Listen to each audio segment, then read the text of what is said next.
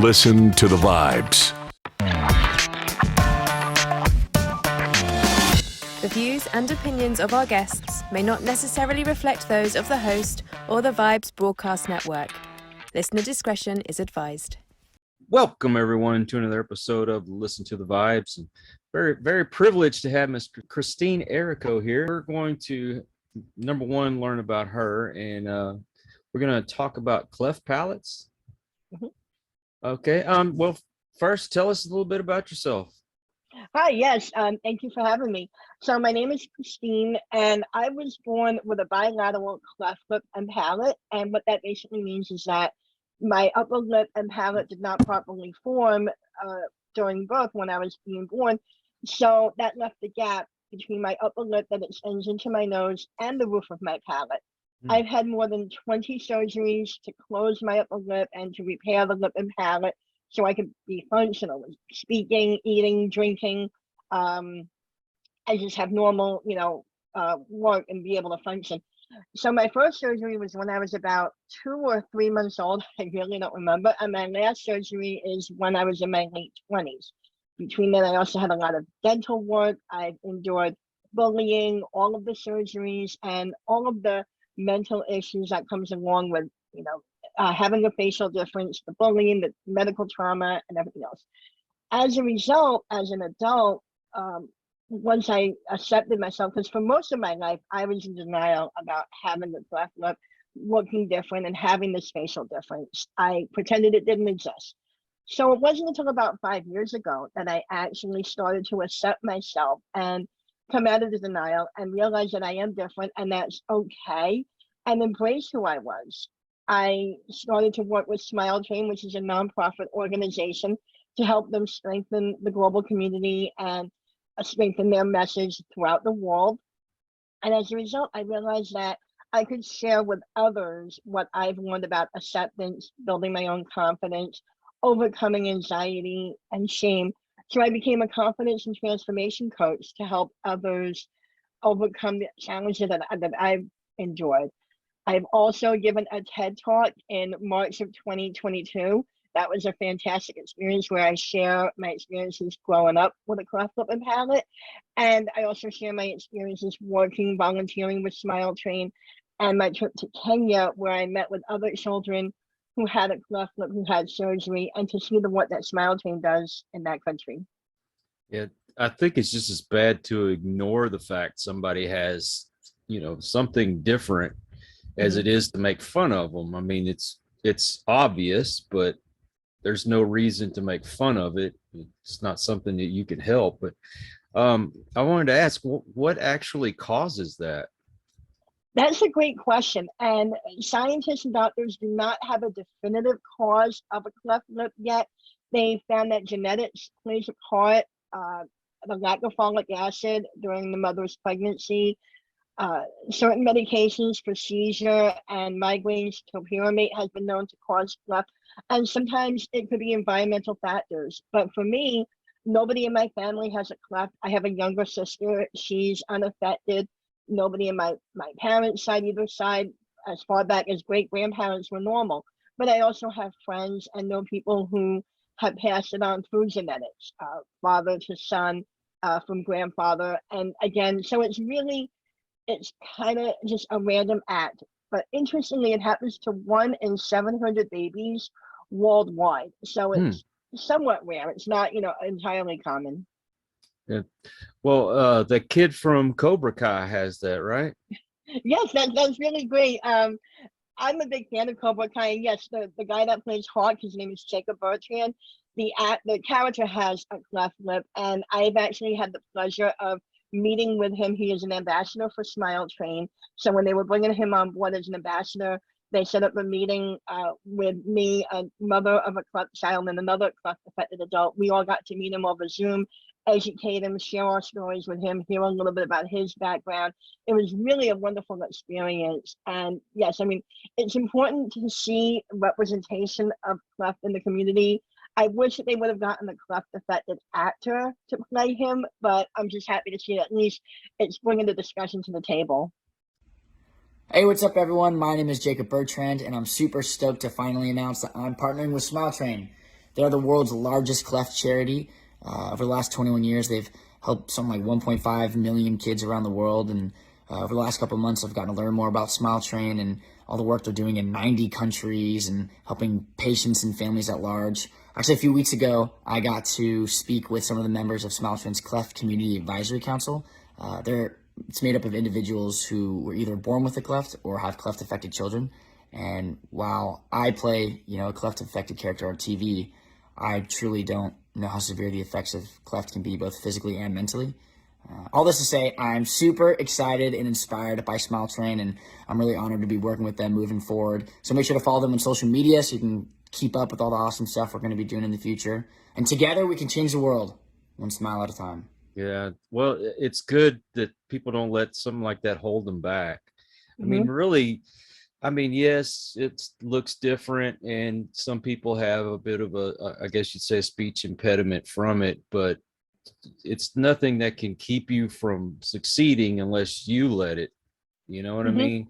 And, the hell with what some people say. Some people are just that way, but most folks, I don't think they really let it bother them. You notice something's different about someone and you accept it. My wife's cousin, he's has the Down syndrome, and it's not to I guess the degree that some kids get, but he still has a job, still bank account, the whole 9 yards. And when I first met him, my wife was like teasing him really bad, it seemed like she was being mean to him. And I'm like, why do you talk to him like he just wants to be treated like everybody else? So, we tease everyone, and, he's in the mix as well. And he likes it that way because he's being treated like everyone else. Right. Absolutely. And that's a really good point. I know some people, there's famous actors, there's famous celebrities that do have a cleft lip and palate. I know people who are attorneys, a professional ballet dancer, a marketing director, but they've done the work on themselves to overcome their challenges. As a coach, I meet with a lot of clients who don't feel confident enough to go out into the world and to really pursue their career goals or their life goals of meeting people, pursuing their dreams of going out there. And so that's why I became a coach, to help them realize that just because you look different, it's not going to stop you. It doesn't have to hold you back. We can change that limiting belief. We can change how you think about yourself, and you can go out there and do anything you want. Yeah, exactly. I do stutter, and I have a disease in my spine, which it affects me to where I don't walk very well. I have to use a cane when I do walk, and usually I walk about 10 or 15 minutes, and that's about all I can handle. I'm in a wheelchair a lot of the time, and I just want to be treated like everybody else. Call me every name in the book. I don't expect you to sit there and point at me and say, ha ha, you're in a wheelchair, but Right. tease me, treat me like you would anybody else, cuss me out like you would anybody else. That's all we want. Right. Absolutely. Yeah. Just to be accepted and to be, part of society. Absolutely. Yeah. And I don't expect anybody to go out of their way for me. You know what I mean? Just, it's nice when you open the door for me. I like that, but Right. don't baby me and, think you have to push me to the front of the line if we're somewhere. I just want to be like everyone. And, Absolutely. And how long have you been, I guess, life coaching for these folks? I've been doing it for the past year and a half now. I just recently got started, but I've been working with Smile Train for a little bit more than 4 years now, helping them improve their message. I work with their Cleft Community Advisory Council, which is a committee that works on strengthening their global message and building the cleft community in the United States. I'm sure somebody might be out there that's watching this and might be interested in doing the same thing. How do you get certified for that? I went through training to become a certified life coach to help learn the techniques and the tools and the questions to ask my clients. As far as working with Smile Train, every year they open up their applications to be on their council, their committee that helps with the communication. So that's open, that's a volunteer position. But my work as a life coach, I go through the training.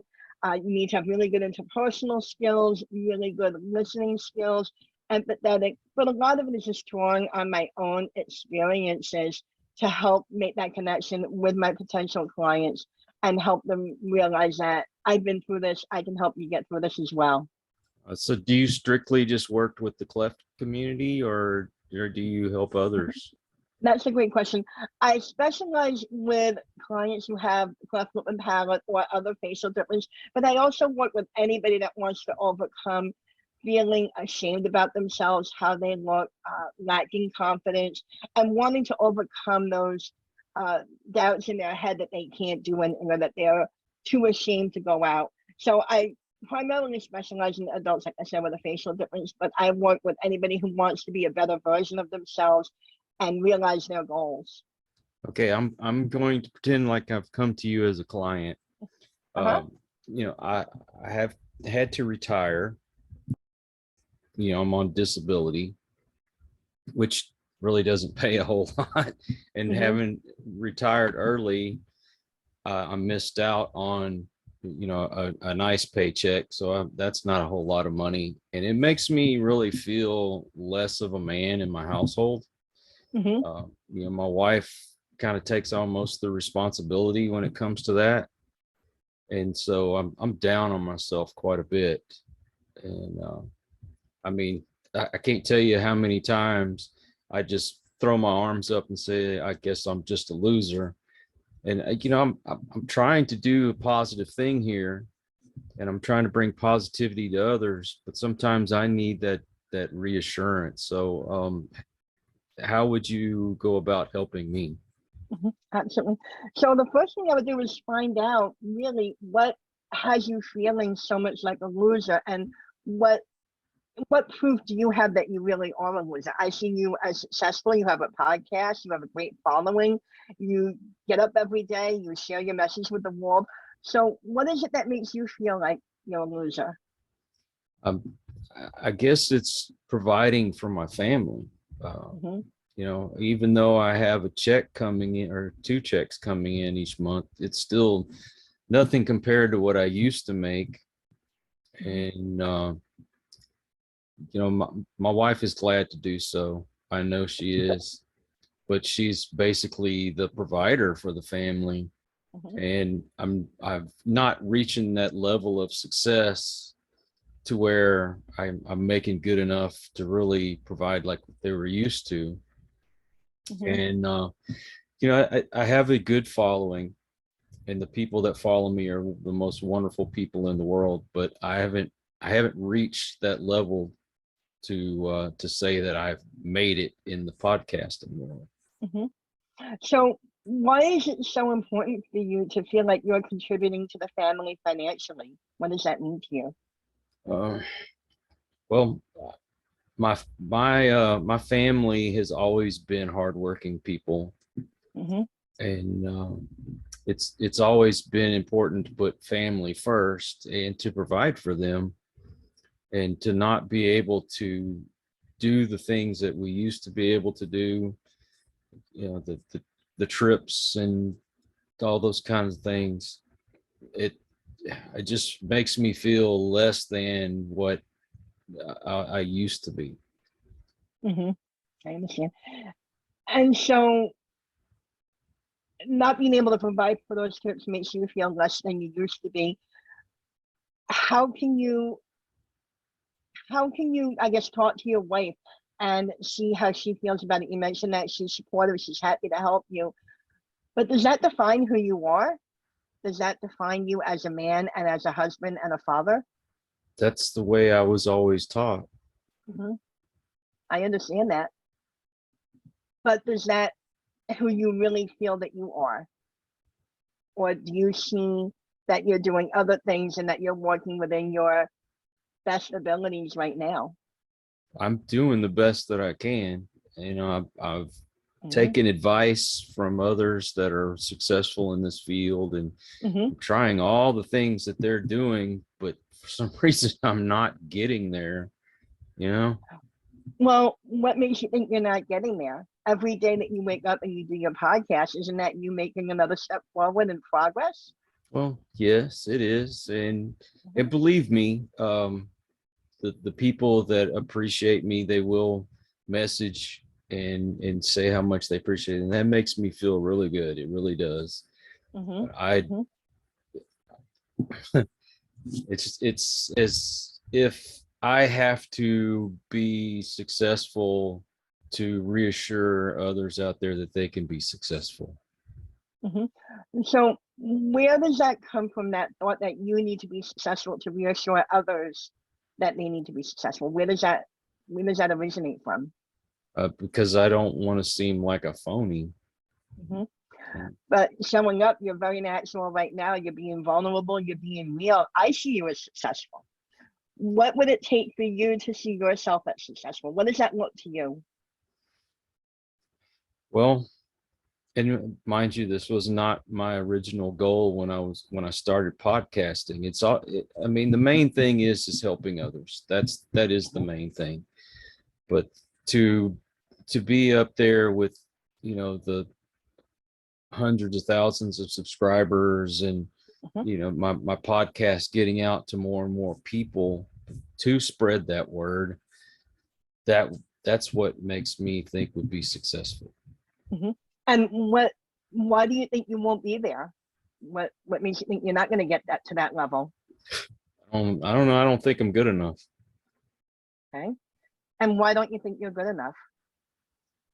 I guess I'm my worst critic. Mhm. Mhm. Yeah, we can definitely be our own worst critics at times. We can definitely be very hard on ourselves and set those unrealistic expectations. So, what is something that you can do to acknowledge your success and acknowledge your self worth and acknowledge what you do bring to your family and your listeners and your industry? at, at this point, I don't know what else I can do. I'm trying everything I Hmm. possibly can. Hmm. I've gone back and I've fixed the things that I've been told to fix, and doing the extras that I've been told to do. And I don't know, I mean, it's going on what, 3 years that I've done Hmm. this show. I just figured I'd be further along than what I am. So, can you look back and see where you were 3 years ago and where you are now? You have a show, you have many episodes that you've recorded, you have a great loyal following. Yeah, I do. Do you see that as progress? I mean, yeah, it's progress. Believe me, when I started out, I was lucky if I had 15 people look at my show.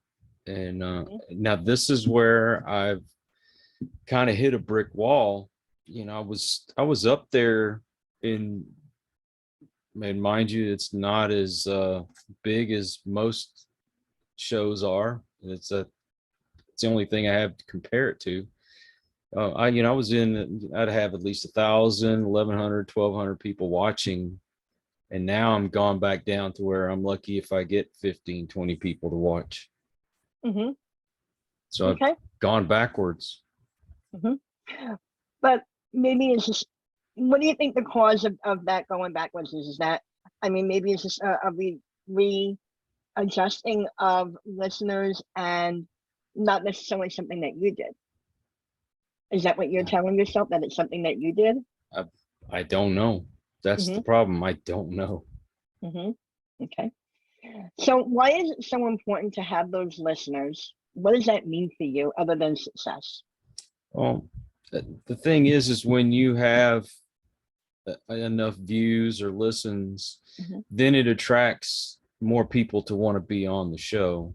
And Hmm. that's another goal that I'm trying to reach, is for more Hmm. people to say, hey, I want to be on. Right, right. I completely understand that. And I imagine that that all does tie into your success and your feelings of self-worth. Right. Hmm.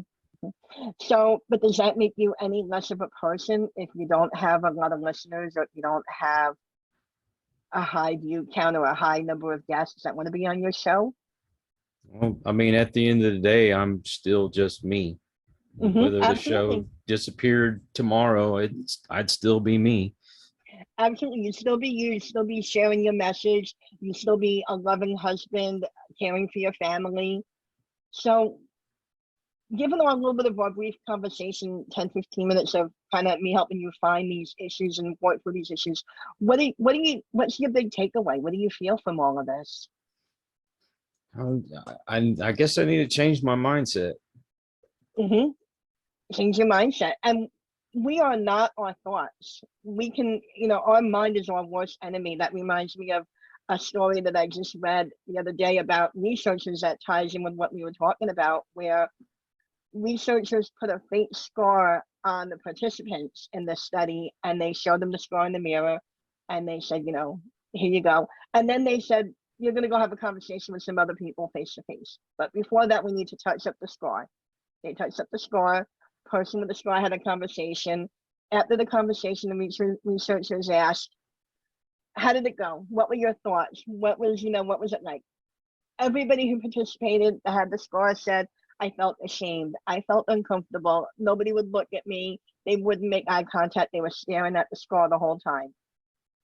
But during the touch-up, they actually removed the scar.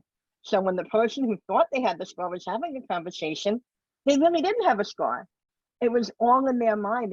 They perceived themselves as being unworthy, unlovable, full of shame, and that everybody was staring at the scar. There was nothing for them to. There was no difference, nothing different about them. So what that illustrates is that all of these thoughts, these beliefs, these voice in our head telling us that we're not good enough, we're not the loving father, we're not successful, we're not making it yet, everybody's bypassing us. They're all lies that our mind is telling us to try to protect us and hold us back where it's safe and where it's comfortable, instead of pushing us where we can grow and be the best. So what I like to say is success is defined as you getting up every day, moving forward, doing something toward your goals, and just being consistent, and measure it by where we were and not where we have yet to be. That's what I always say. Well, that makes a lot of sense. I mean, 3 years ago, you didn't have a podcast. 3 years now, you have a podcast. You have a lot of experience. You have a lot of knowledge. And, I can't wait to see where you're going to be in 3 more years. I think you're going to be amazing. And I think you will be successful. Well, I appreciate that. Thank you. Absolutely. Now, what has been the biggest hurdles other than the cleft palate that you've faced in your life? That's a great question. I was constantly told by my teachers that I would never amount to anything because they thought they stereotyped me that having a facial difference meant I lacked intelligence. I wasn't good enough. I missed a lot of school because of all my surgeries. I had speech therapy, my dental visit, my dental procedures. So I did miss a lot of school, and they felt that because I missed school, I was basically dumb.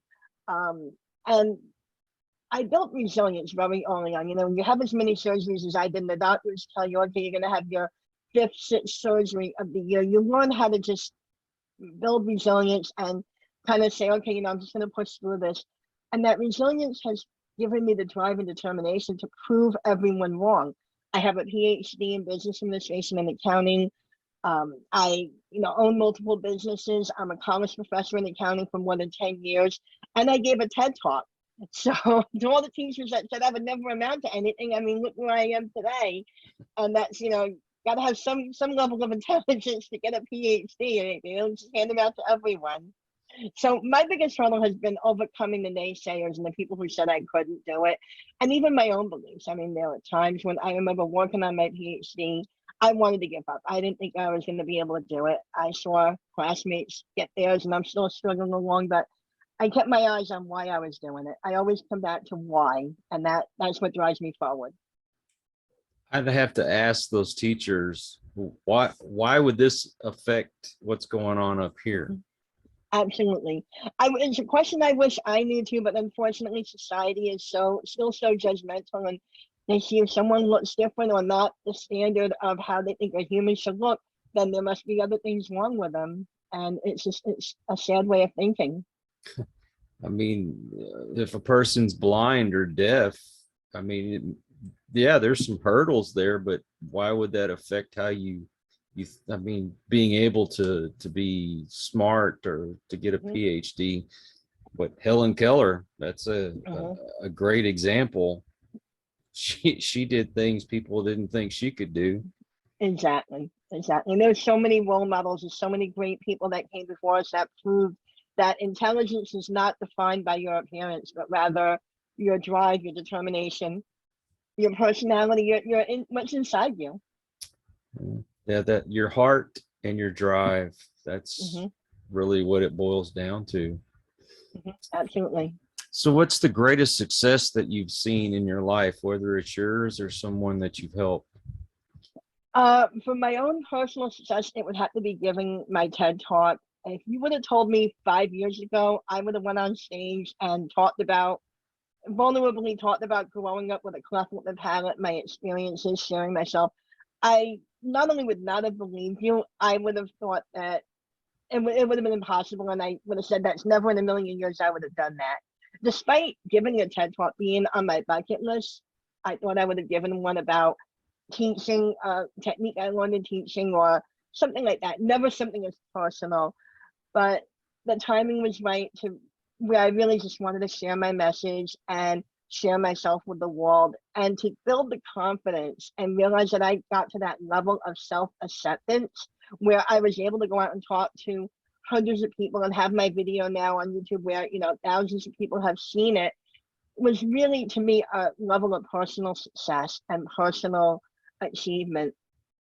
With my clients, one client in particular, they went from feeling really discouraged, lacking their self-confidence, feeling like they weren't worthy of love, worthy of acceptance, and just feeling down on themselves, to realizing that their past didn't have to control them. Just because they were born with this, they could work through the anger and leave it behind them and realize that how they looked did not define who they were, but rather their actions defined who they were. And it was really amazing when they went on that journey of first starting to work together. They lacked the confidence. They were afraid to go out.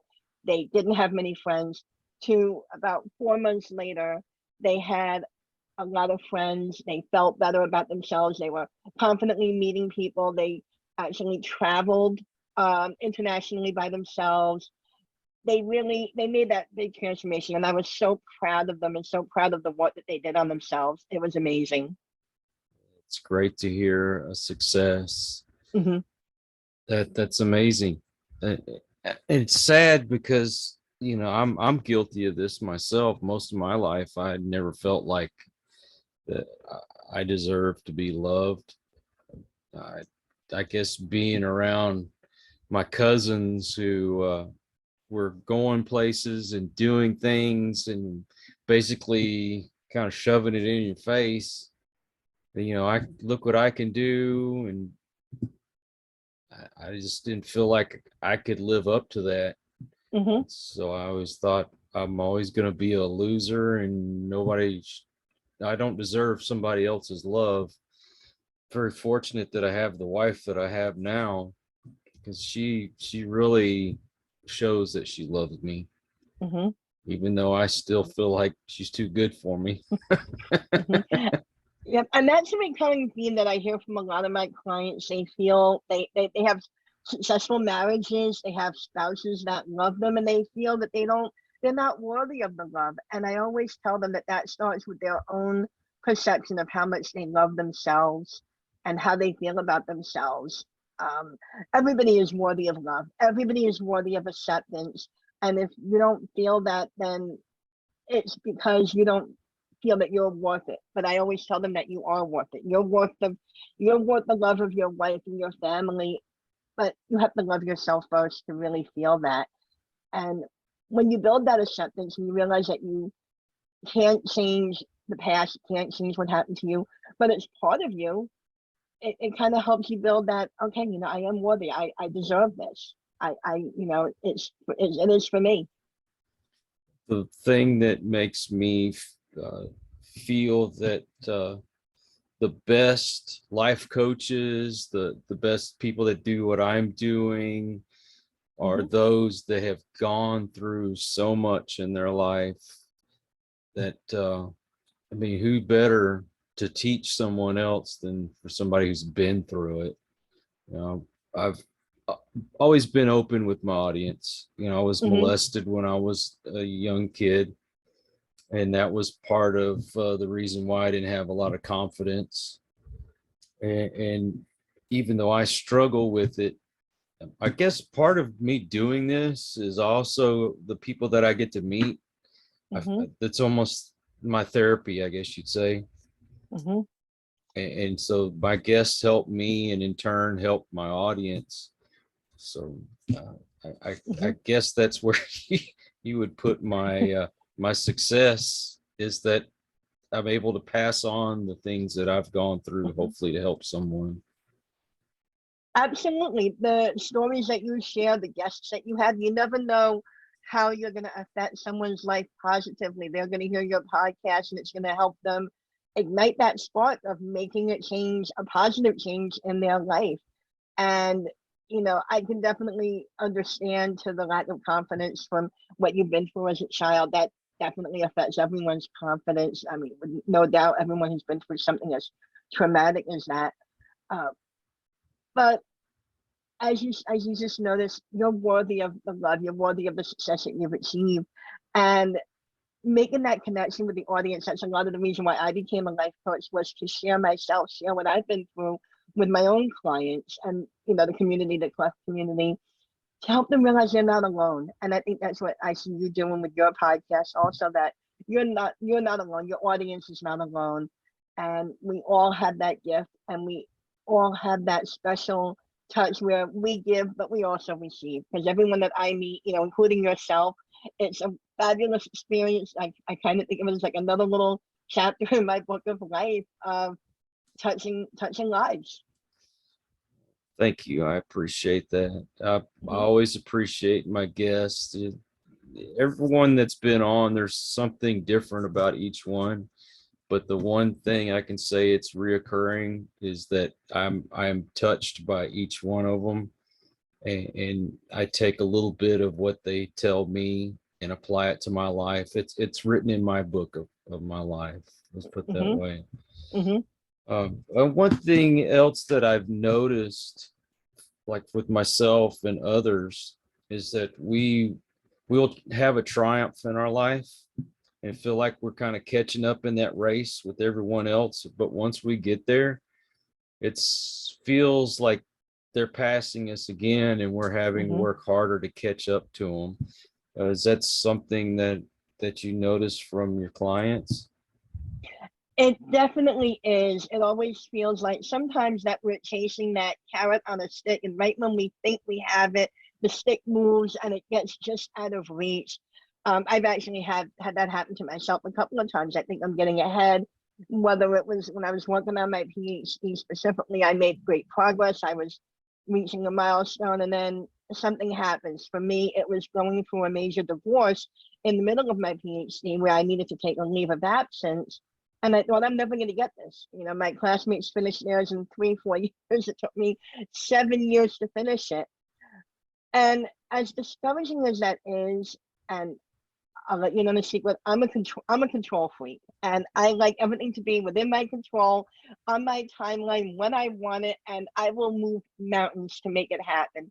And what I've learned over the years, and even from working with my clients, is that the more we try to control something, do something on our own timeline, the more it's not going to happen. It will backfire, almost as if the universe is saying, haha, I'm still going to have the last laugh. But and this is what I tell my clients, if you just let things happen on their own time and realize that there is a time for everything happening, in the end, it works out. And you may not know what it is at that moment. And I remember being so discouraged when I had to take that leave of absence working on my PhD, or, more specifically, when I needed another surgery. And the doctor told me, you need another surgery, thinking, I'm never going to be done with surgeries. That's probably more relevant. Um, Never going to end. I remember thinking I had to change my thinking, and I realized it's just part of my life. It's happening for a reason. I don't know what that reason is, but it is happening. And once I accepted that, and I tell my clients, and once they work toward that acceptance and realizing that you can't control, you can't change, but you can go with it, the suffering is reduced, you're happier, you're less stressed, less anxious, and it seems to go by a lot faster. There's times I catch myself talking to God and I'm like, God, I'm not Job. I can't deal with anything else. Yes, yes, I can definitely relate to that. Absolutely.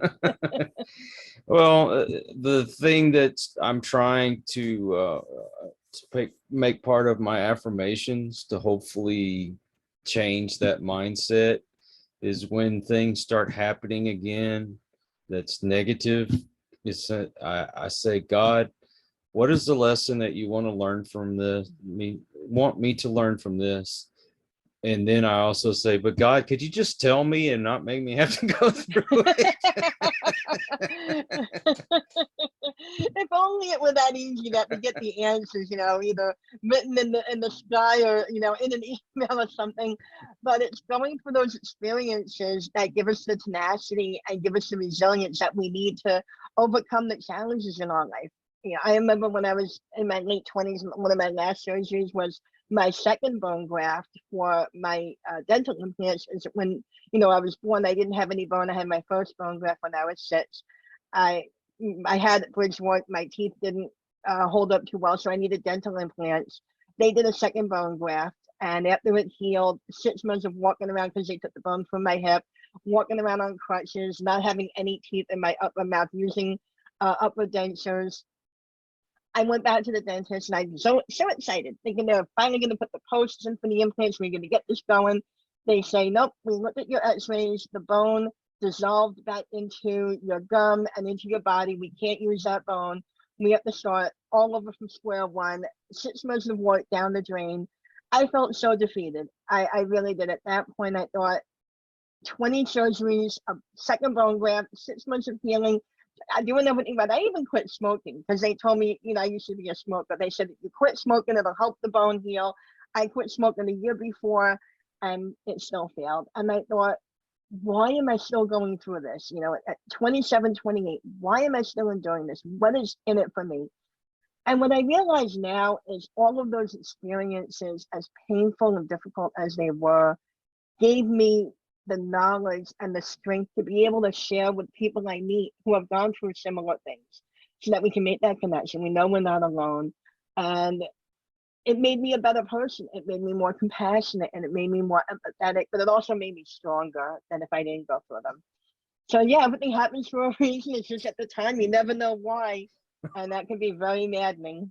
Oh, how many times if we just shook our fists at the sky and say, I just can't take it anymore.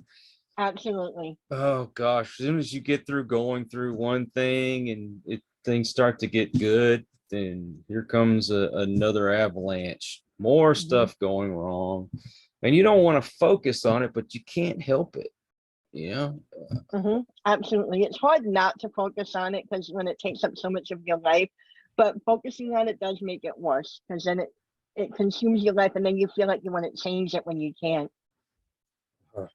Now, I don't know about you, but I was diagnosed with depression and it's affected me since I was a kid. I mean, of course, what I went through is no wonder. It wasn't until I had my breakdown and I was, gosh, I guess I want to say I was in my early 40s when it happened, but I ended up curled up in a ball in the closet. Couldn't stop crying. I've got these voices in my head that are telling me to do the worst things possible to myself, and ended up in hospital. And that's when they finally diagnosed me with PTSD and anxiety. And gosh, how many people out there who've gone through worse than I have that deal with that kind of stuff? I mean, do you go through those things too? Absolutely. I've been diagnosed with having borderline personality disorder as a child. Because I had all the medical trauma, there was a lot of emotional neglect. My mother did the best she could raising me. She was my advocate medically, but emotionally she was absent for me. And as a result, that left me with borderline personality borderline personality disorder. It's the fear of abandonment. It's being unable to control my emotions. It was being able to not know how to interact with people, intense social anxiety. I've also had, complex PTSD. I've been diagnosed. I've been in therapy for more than 10 years to kind of work through these issues because, like I said, for most of my life, I was in denial. I thought I was fine. I thought I was normal. I didn't realize I had all of these issues. And then when I started in therapy, it was actually because I was in an abusive marriage.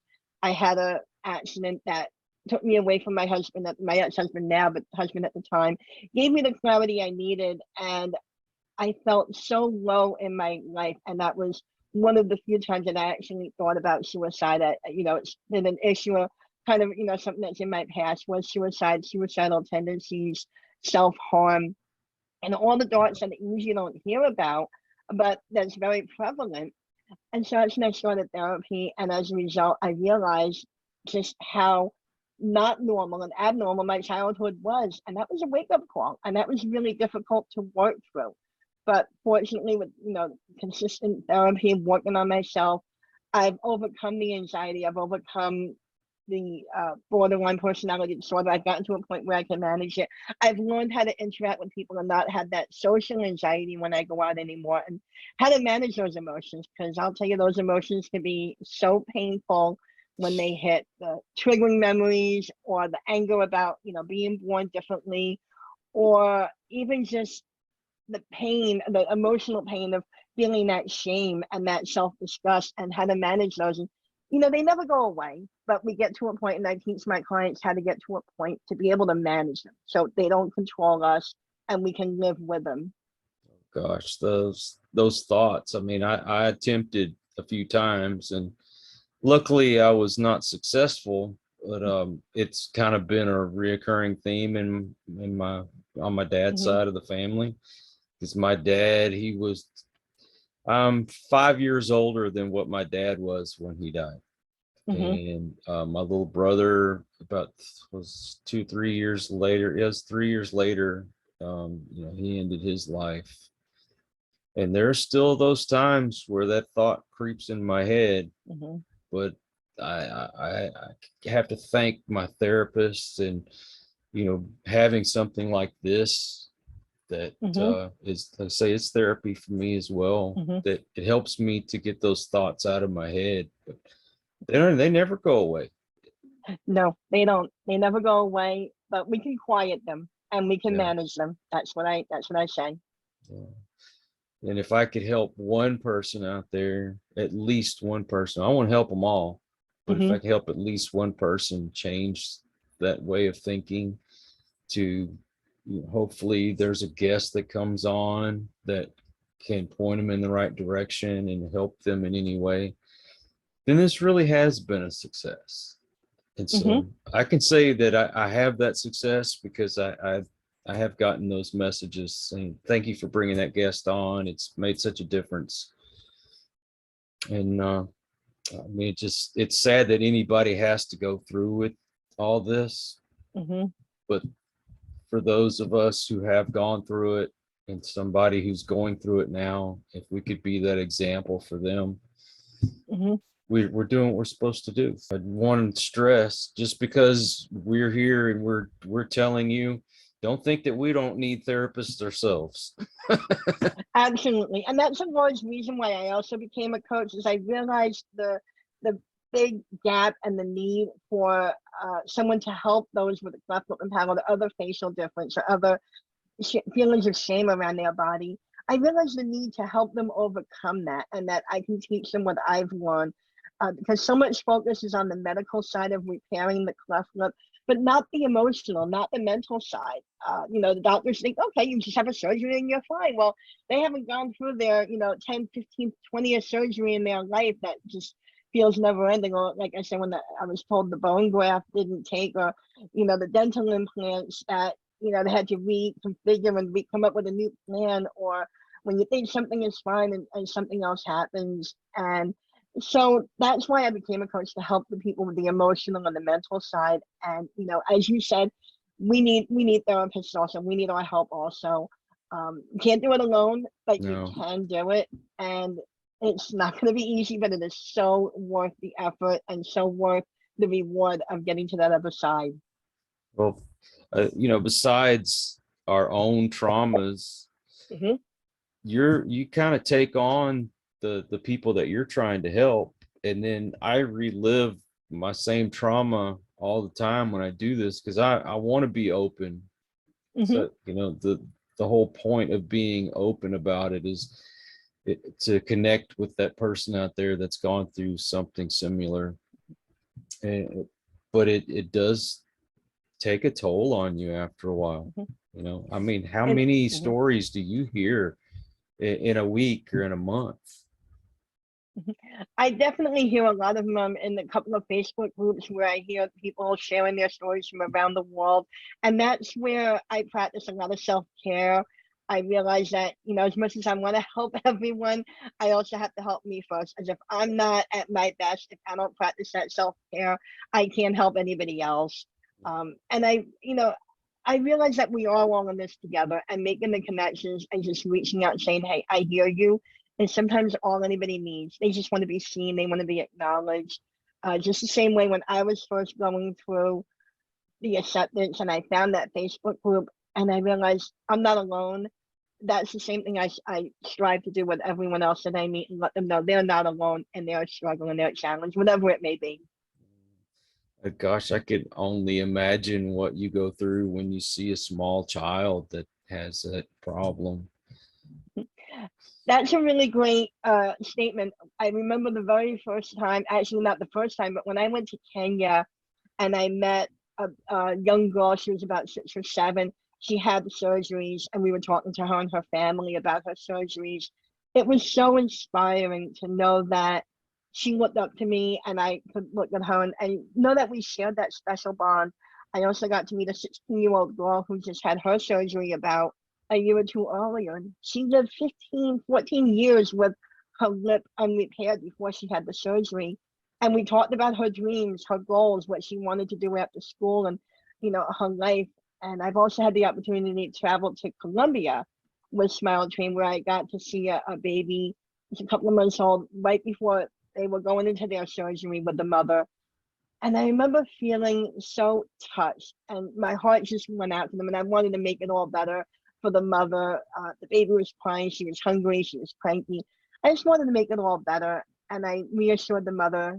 We talked, and I knew that that baby was going to be okay. We actually got to see her after the surgery as well.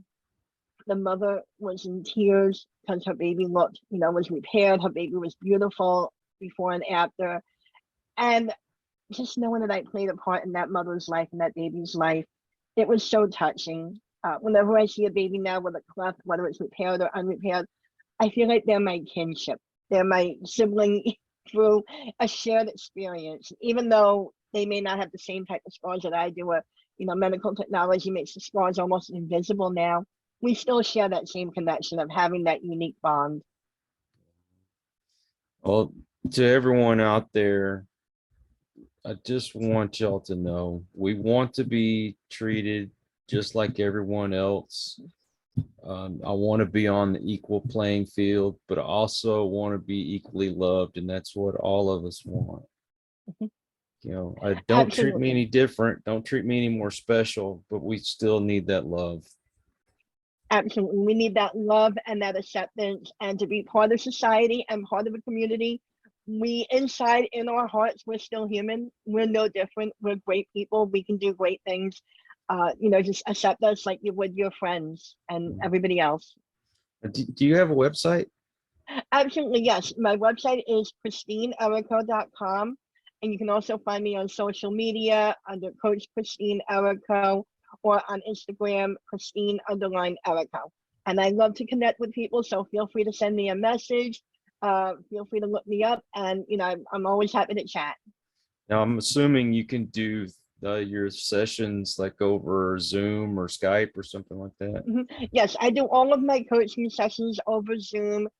We meet, I would meet with you ahead of time, find out how I can help you, what your major issues are. And then I develop a customized coaching package for you that works to meet your goals.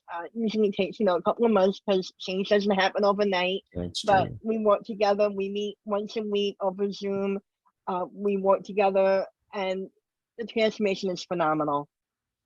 Would you send me all the links to everything you'd like me to share? Because I'd love to put that in the description and make it easy for everyone to find you.